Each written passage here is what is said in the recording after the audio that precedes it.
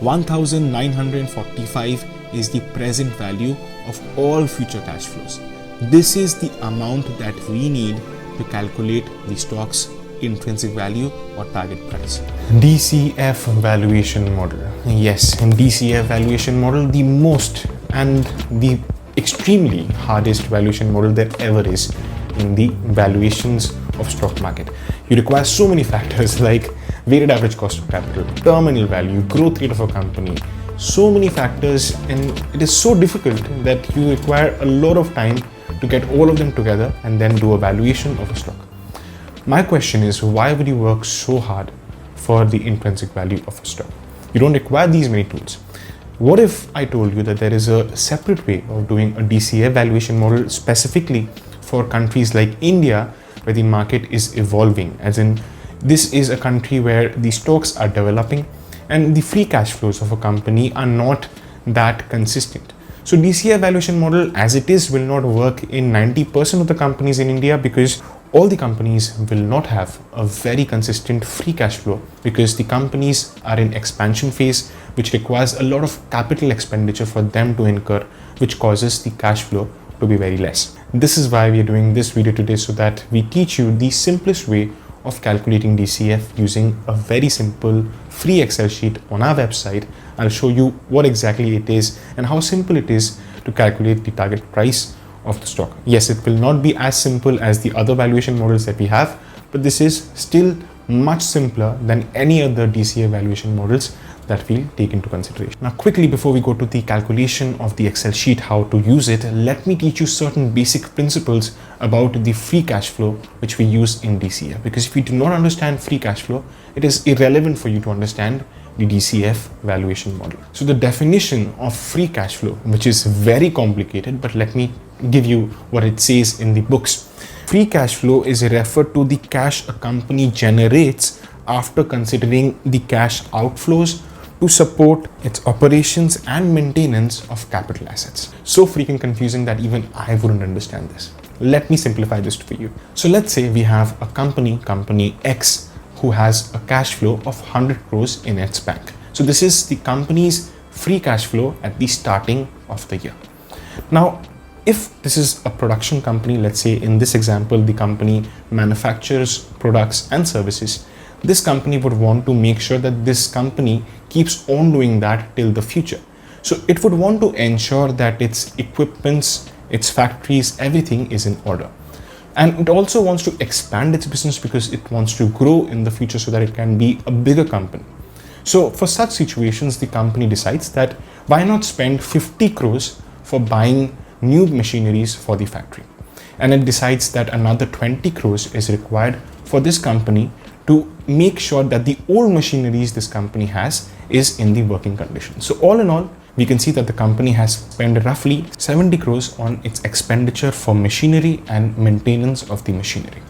Now the company, since it's a profitable company, let's assume, wants to give a small portion of its profits to the owners of the company, like shareholders, like you, me, the actual owners of the company. So the company decides that 10 crores the company would distribute as profit to the owners in form of dividend.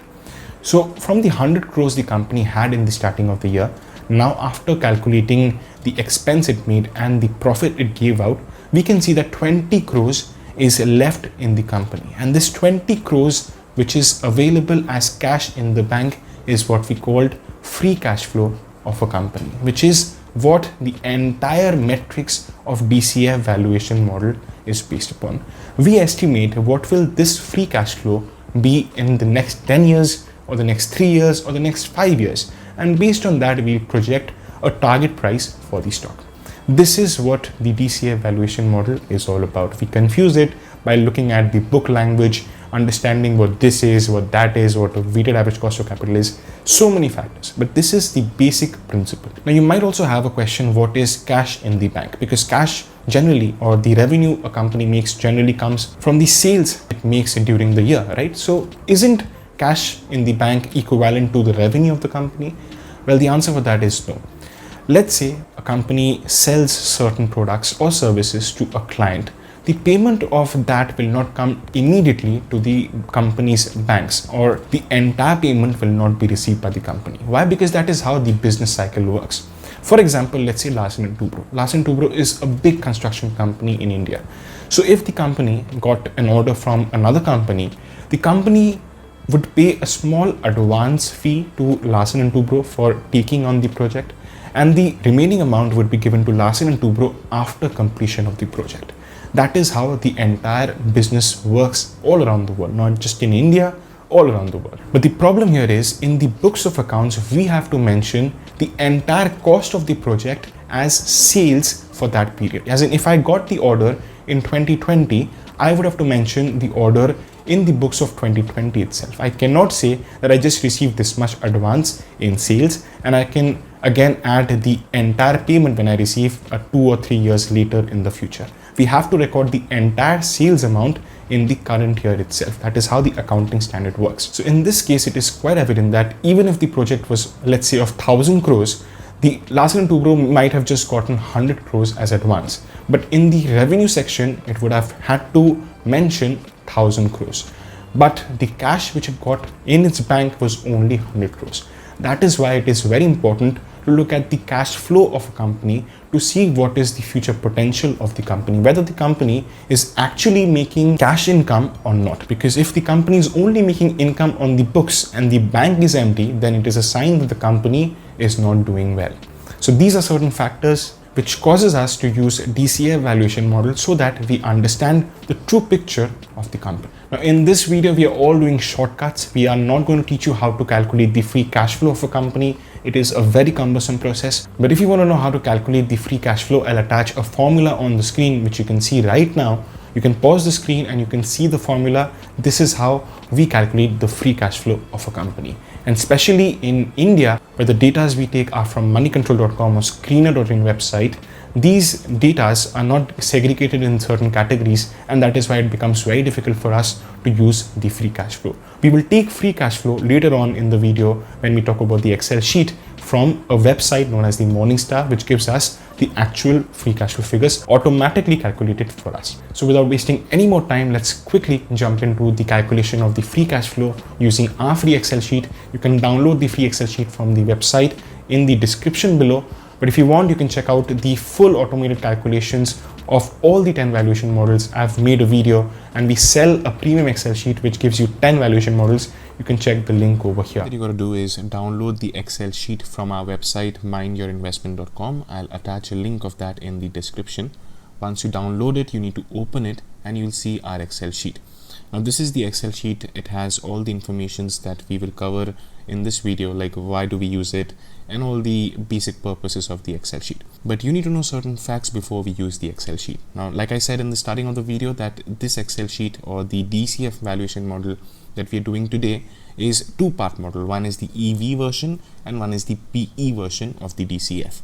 Now both these models are a bit unique because what we are doing in this model is something which doesn't require the calculation of the weighted average cost of capital, doesn't require you to calculate the discount rate, and doesn't require you to calculate the terminal value. Now if we talk about the weighted average cost of capital first, this is a process which requires you to do a lot of calculations. The whole purpose of WACC, the weighted average cost of capital, is to generate a growth rate of the company, as in at what rate will the future of the cash flows grow at. You can see the formula of calculating WACC on the screen. See how difficult it is and see how impossible it is if we take data from the screener.in website or moneycontrol.com, because it is not segregated properly. So instead of using weighted average cost of capital to consider a growth rate, we are using a different kind of growth rate which is already available to us. We'll talk about that as we go forward. Second one is that we do not consider or calculate a discount rate. Now, similarly, as we calculate the WACC of a company, we also have to calculate a discount rate in certain ways, which again requires a lot of calculations. Instead, if we just use our common sense and a few factors here and there, then we can have a proper discount rate for a company. And that is what we are doing in this Excel sheet. Thirdly, terminal value is something that you might have heard of if you have seen any other DCF valuation models. In our first video, the version 1 of us explaining DCF model, we also spoke of the terminal value. The problem with terminal value is that this rate assumes at what rate the company will grow forever in the future, because a company is said to be a person and this person is said to be growing forever in the future.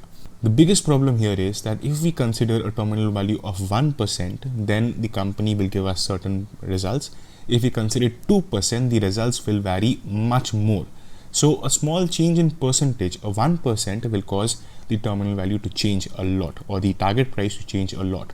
Hence, we do not use terminal value in calculating DCF valuation model in this Excel sheet. So we will not use the terminal value because it is very hard for us to project a proper terminal growth rate of a company. Now if we scroll down, we'll see a small box over here. This box is all the calculations of the free cash flow that we will use. This box will calculate the future of the cash flows of the company, and we will do all of them automatically. We just have to fulfill few of the boxes that you can see in the below sections mentioned in the black box. Certain boxes we have to enter manually. It is not that hard to get these data. I'll show you very easily how do you get these data. We just require 2 or 3 websites, and that's all. Now let's understand this box. So here's box. If you see the first section, you'll see that there are certain numbers here. 0 is the present of the company, first year is the year after that, second year, third year, and finally we have 10th year. So from the present day, if we calculate the cash flow of the company and we estimate at what rate will the cash flow of the company grow till the 10th year, then we know what are the future outputs of the cash flow. After that, we discount the cash flows to the present value, as in we bring back the amount to today with the help of a discount rate. That is the entire concept of DCF valuation model. The full form of DCF valuation model is discounted cash flow. So we first take the cash flow to a future value and then we discount it back to the present value. The reason why we do that is because if we add the cumulative rates and then again discount that with the cumulative rates, then we have the true picture of the company. Now here, if we first go to the free cash flow box, which I can show you here, we just enter the free cash flow of a company that we want to analyze. So in this example, we are doing the analysis of Infosys, one of the top IT companies in India, and we'll quickly look at how to get the free cash flow in just a second. So the first thing that we got to do is go to Morningstar.in website. You can open it from your browser, and over here on the search box, you need to search the stock that we want to analyze. So we are searching for Infosys over here, and once we find it, we'll click on the link, and once it opens up, you'll find all the details that we require for the free cash flow available over here. Now we can see that the company's free cash flow is over here in the financial tabs. We'll click on the financial tabs, wait for it to load up, and if we scroll down, then we can see that the company's free cash flow is mentioned over here. Now you can see that the company's 2018 free cash flow was 1.95 billion, in 2019 it was 1.91, and in 2020 it was 2.15. Now if we take the average of these three figures together, we can get 2 billion, which is the average free cash flow of this company in the last 3 years. We'll use that in the Excel sheet, but what we'll do is we'll multiply that by 100 in the Excel sheet and write 200 because we are converting it into rupees. Now once we have the figure, we'll just enter 200 over here, and once we enter that, automatically you'll see the boxes change in the free cash flow projections. Now we'll move on to the next box, which is the current enterprise value of the stock. Now the enterprise value of the stock tells us what is the true value of the company, not the market capital. For us to get the market capital, we have to add certain more factors. But to see the true picture of the company, we use enterprise value, which tells us what the company is totally made up of. If you want to learn more about the enterprise value of the company, I'll attach a link of me explaining what the enterprise value is in the description somewhere or in the top right hand corner the moment we make it. But for now, let's just quickly enter the enterprise value of the stock. I'll quickly show you by going to moneycontrol.com and then searching the stock again. So we'll look at Infosys. So we'll search Infosys, the stock that we want to analyze over here. Once we click on this, we will scroll down to the section which says financials. Now, Money Control has a problem of updating their website over and over again. So you might face certain difficulties in finding the segment to be the same if you watch this video 2 or 3 years later. But there are alternatives like Yahoo Finance. I'll show that to you in the next portion. But what you need to do is once you click on the financial sections and click on the ratios section, a different old format page will open up. Now once you open that, you will see the company's enterprise value over here written. This is March 2021 and the enterprise value of the stock 5,65,049. So we'll use this figure in the Excel sheet. Now alternatively, you could go to Yahoo Finance and search the stock that we are analyzing, Infosys, but remember that the stock might be listed in different exchanges as well. We'll look at the exchange which is NSE, which is India, so we'll click on that and not the US one in this example. And again, we'll go to the statistics section over here, which tells us all the information. Right? We can see the enterprise value as 5.85 trillion. So we have to multiply this by 1 lakh so that we get the amount in converted to rupees. And this is of course a bit different than what we saw in Money Control, which was telling us 5,65,000. So you might find a small variation in these prices, but preferably go to Money Control because that is an Indian website. Yahoo Finance is not an Indian website, so prefer moneycontrol.com over this. Now we'll enter the amount that we see here, 5,65,049 was the amount that we saw as the enterprise value of the stock, the current enterprise value. So let's quickly get the EV/EBITDA ratio. Now if we go to the moneycontrol.com page, which we already opened, scroll down because we took the enterprise value from this page itself. So just a couple of entries below that, you'll find the EV/EBITDA ratio. So 18.50 is the current EV/EBITDA which we have to enter in the Excel sheet. And we can see that 18.5 is the EV/EBITDA of the company. Now a quick mention is that you can take the data of enterprise value and the EV/EBITDA ratio from Yahoo Finance, but if you have that in moneycontrol.com, preferably take it from moneycontrol.com. Then we move on to the average PE ratio of the company. So similarly, we'll go to the screener.in website and get the amount from there. And it's very simple to get the average PE ratio of the company. We just have to go to screener.in website. And once we search the stock over here, like let's say we're searching Infosys, we click on that, we'll scroll down and then we'll see this price chart. We click on the PE ratio segment of the company. What was the PE like of the company in the last 5 years or 1 year or 6 months? We'll look at the 6-month figure and we'll take the median PE of the company, which is 29.9. So we can see 29.28 is the average PE ratio of the company. This mostly covers 70% of the data that we have to take from websites. After that, everything is mostly calculated. Now we'll scroll down to the fourth box, which is the risk-free rate. Now the risk-free rate is basically the growth rate of the company. We are replacing the weighted average cost of capital WACC by the risk-free rate, because if we assume a growth rate of a company in India, it will never be correct, because some companies, even if they are big companies like Infosys or TCS, if we assume a 10% growth rate, which is generally what we see, the problem is that these companies' cash flow is not that consistent. They might incur something in the near 1 or 2 years, which will cause the capex of the company to be very high, and automatically the growth rate of the free cash flow will give us a very wrong picture if we take a higher growth rate than the risk-free rate. So whenever a company wants to expand its business, it has to spend money. And this spending of money is known as the capital expenditure, because this is something for the business and will cause the business to grow in the future. It can be setting up a factory, setting up a machinery like we saw in the first example. So if a company has high capex, the free cash flow of the company will be low. Hence, the capex of a company plays a very big role. And in this example, we are just taking a risk-free rate, a rate which is given by the government of India. If you invest in the government bond, this is the minimum rate that you'll get from it. Hence, we use the risk-free rate. If you take into consideration the GDP of the country or the government bond rate, this is what we called the risk-free rate of the country. No matter what happens, this is the rate at which the economy is growing, and this is the rate that you get by doing investment in government bonds. So you can just Google the GDP of the country right now or the government bond rate, and once you get that, you just enter it here. So 4% right now is the GDP and the government risk-free rate. Once you enter that, you'll see the entire calculations of the box that we can see here.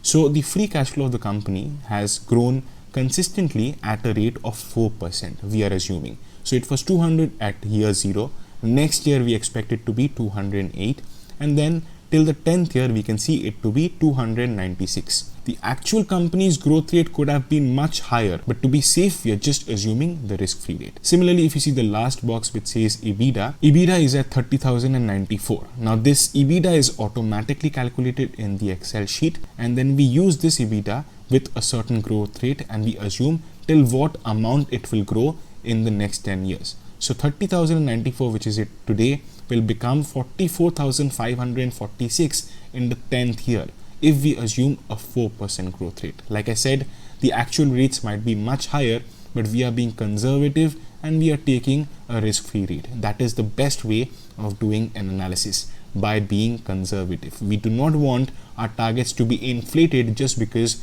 we have invested in the share. Moving on, if we go to the discount rate factor, which you can see in the box over here, is 1. So this discount rate factor tells us at what factor will the free cash flows be discounted at, which we can see over here. Now this discount rate factor will vary with company to company. So if the company is big like Infosys, we'll take discount rate factor to be 1. What 1 over here basically means is if the risk-free return or the growth rate is 4%, and if we add 1 to it, it becomes 5%. So 5% is the discount rate, and that is why the discount rate factor is 1. So whatever number you enter here, if it's 1, then the discount rate becomes risk-free rate plus this. So if we enter 2 here, you'll see the boxes change in the discount factor rate. And if we enter 3 here again, you'll see the numbers again change in the box. But since this is a big company, we are taking 1. Now the biggest thing that you need to know here is that a company cannot have the discount rate lower or equal to the growth rate of a company. If that were the case, then everyone would have invested in the stock, because that stock would have been the ultimate stock for investment. So that can never happen. That is why we always take a discount rate factor, something which is a bit more than the company's growth rate. So if a company's market capital is above 1 lakh crore, then the discount rate factor is 1. If it is in the range of 1 lakh crore to 50,000 crores, then the discount rate factors you can put 2. And if it's below 50,000 crores, then you can put a discount rate factor of 3. So that is how you'll do that in the Excel sheet. Now the moment we do that, we have the present value of all future cash flows together till the 10th year given to us. 1,945 is the present value of all future cash flows.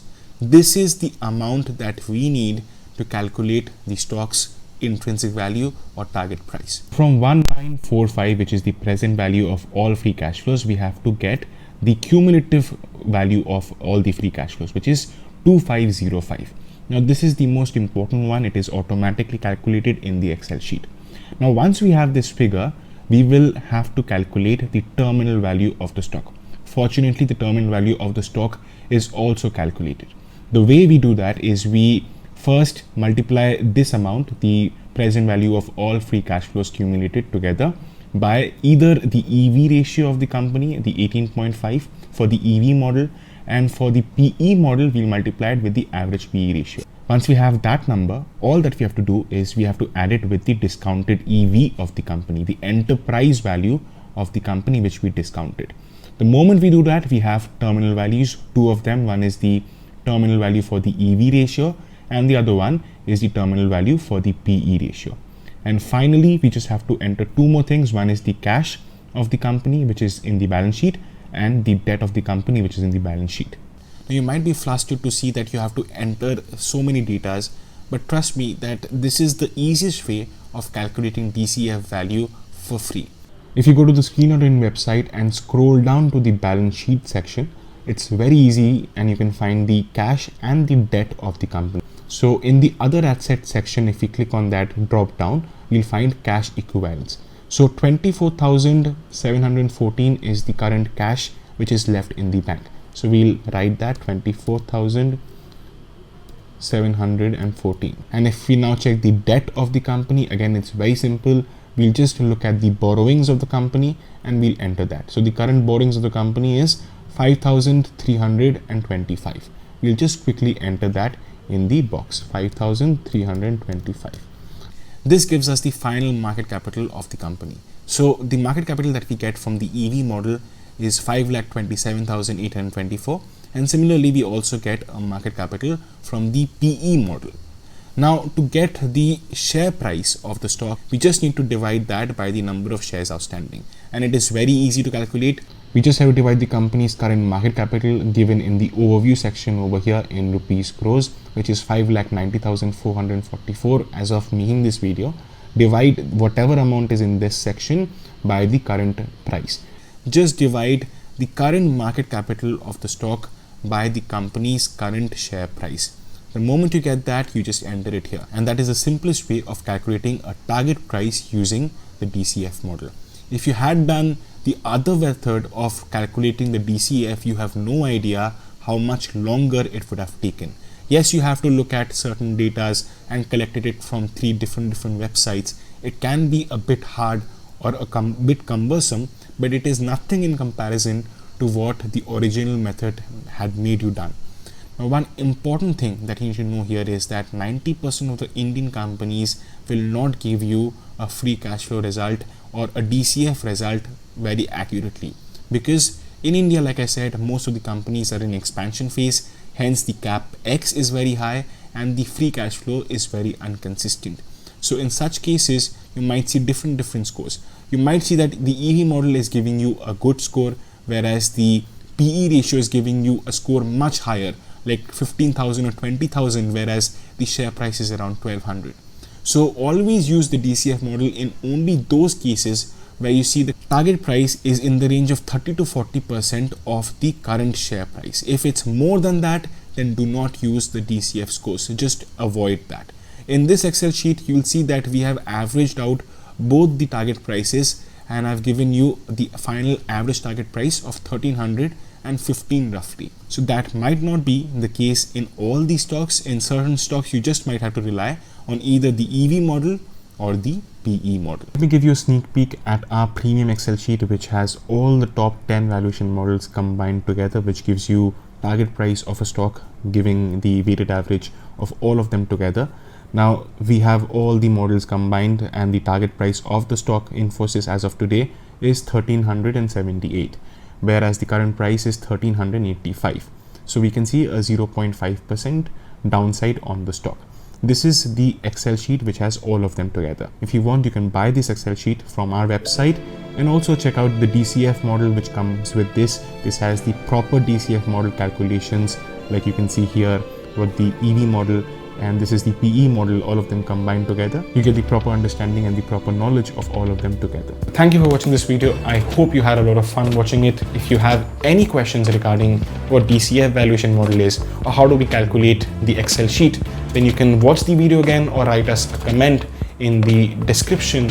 And do not forget to subscribe this channel, because we'll teach you everything about fundamental analysis, stock valuation in our coming videos. And we talk about technical analysis, so many factors that are involved in the stock market, which are necessary if you want to be a pro trader or a pro investor in the stock market. And as always, don't forget to follow us on our Instagram page. I'll attach a link in the description, and don't forget to hit the like button and the subscribe button, and I'll see you in the next video. But till then, mind your investment.